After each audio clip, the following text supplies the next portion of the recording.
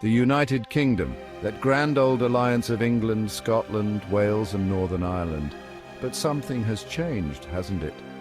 The UK today faces a crippling cost of living crisis, its National Health Service on the brink, and a sense that the country's best days are behind it. Immigration.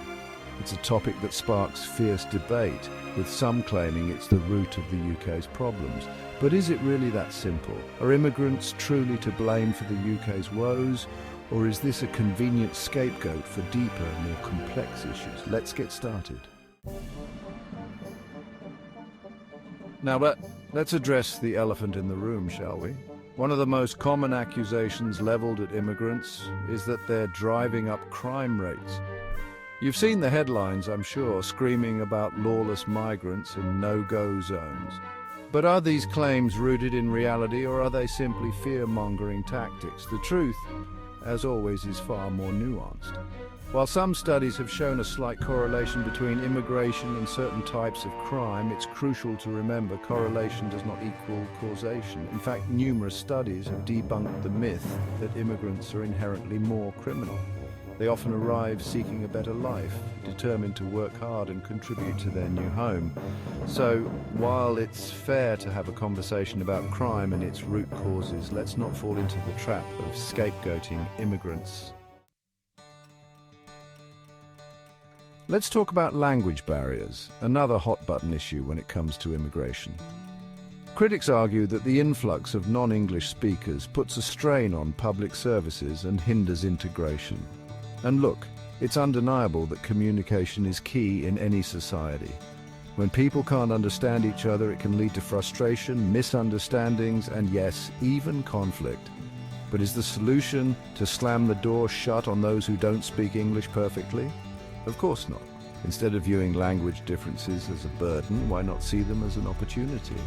An opportunity to learn from each other, to bridge cultural divides, and to build a more inclusive society. After all, isn't that the very essence of what it means to be British?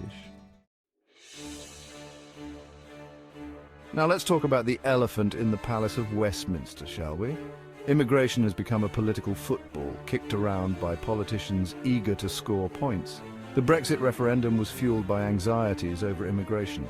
The Leave campaign tapped into unease, convincing many that uncontrolled immigration was a threat.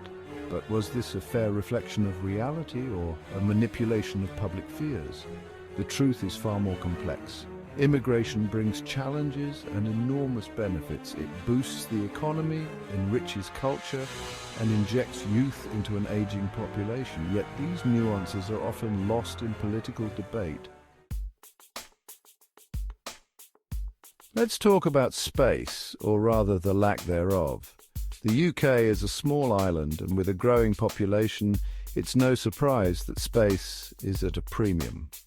From overcrowded housing to gridlocked traffic, the strain on infrastructure is palpable.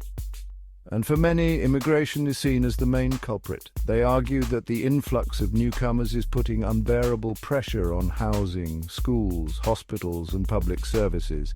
But is immigration the only or even the main driver of this growth?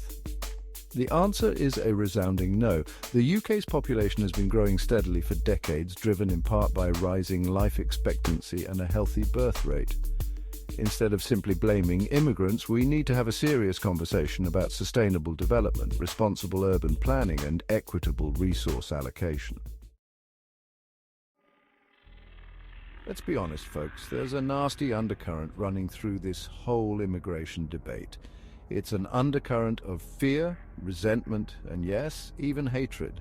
And it's given rise to something truly unsettling, the resurgence of the far right. We've seen a worrying increase in hate crimes, anti-immigrant rhetoric, and the rise of extremist groups peddling dangerous ideologies.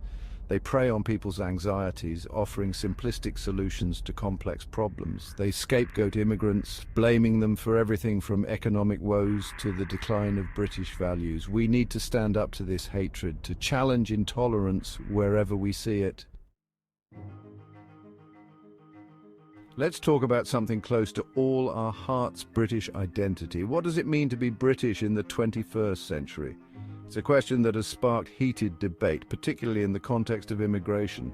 Some argue that the influx of newcomers is diluting British culture, eroding our traditions and creating a fragmented society. But is this rose-tinted view of the past accurate? Was Britain ever truly homogenous? The answer, of course, is a resounding no. Throughout its long and storied history, Britain has always been a nation of immigrants. To claim that British identity is under threat from immigration is to misunderstand the very essence of what it means to be British.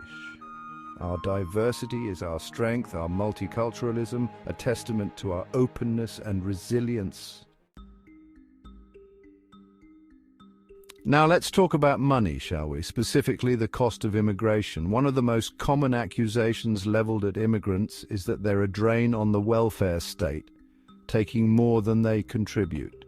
They point to overcrowded hospitals, long waiting lists for social housing, and a benefits system that's stretched to breaking point. But is immigration really the main culprit? The truth, as always, is far more nuanced. While some immigrants do access public services, it's crucial to remember that they also contribute to the economy. In fact, numerous studies have shown that immigrants are net contributors to the UK economy. So, while it's fair to have a conversation about the funding of public services, let's not fall into the trap of scapegoating immigrants. Let's talk shop, shall we? One of the most contentious issues surrounding immigration is its impact on jobs. Critics argue that immigrants drive down wages, take jobs away from native-born workers, and create unfair competition in the labour market. But is the fear of immigrants stealing jobs justified? The truth, as always, is more complex than the headlines suggest. While it's true that an influx of workers can put downward pressure on wages in certain sectors, particularly low-skilled ones, it's crucial to remember that immigrants also create jobs. They start businesses, they bring new skills and ideas, they stimulate demand in the economy. In many cases, immigrants complement rather than compete with native-born workers, creating a more dynamic and productive economy. So, while it's important to ensure that immigration policies are fair and sustainable, let's not fall into the trap of viewing immigrants as solely a threat to jobs. Let's talk bricks and mortar, shall we? The UK is in the grip of a housing crisis, with soaring prices and a shortage of affordable homes. Many see immigration as a major contributing factor. They point to increased demand and strain on social housing. But is immigration the root cause? The answer is more complex. The UK has a long-standing problem with housing supply. Blaming immigrants ignores the complex interplay of factors. We need a multi-pronged approach to address both supply and demand. Let's talk about the backbone of our society public services. From the NHS to schools to social care, these vital institutions are facing unprecedented strain. Waiting times are up, resources are stretched thin, and staff are overworked and underpaid. But is immigration the root cause of the crisis facing our public services? The answer is far more nuanced than simply blaming newcomers. The UK's public services have been chronically underfunded for years, with successive governments prioritising austerity over investment. To lay the blame for the crisis solely at the feet of immigrants is not only unfair but also ignores the systemic issues at play. We need a long-term sustainable funding model for our public services, one that recognises the vital role they play in creating a fair and just society.